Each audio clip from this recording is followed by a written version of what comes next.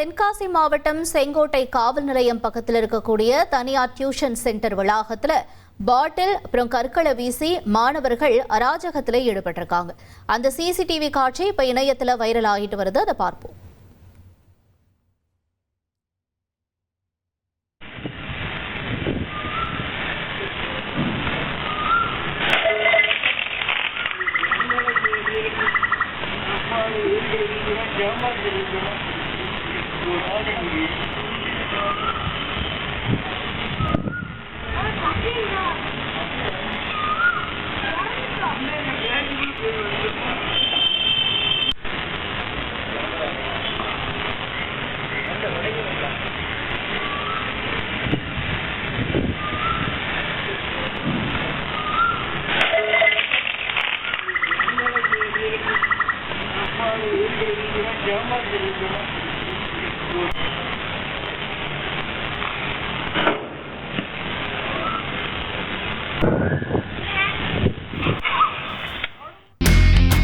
இனி செல்லும் இடமெல்லாம் செய்தி.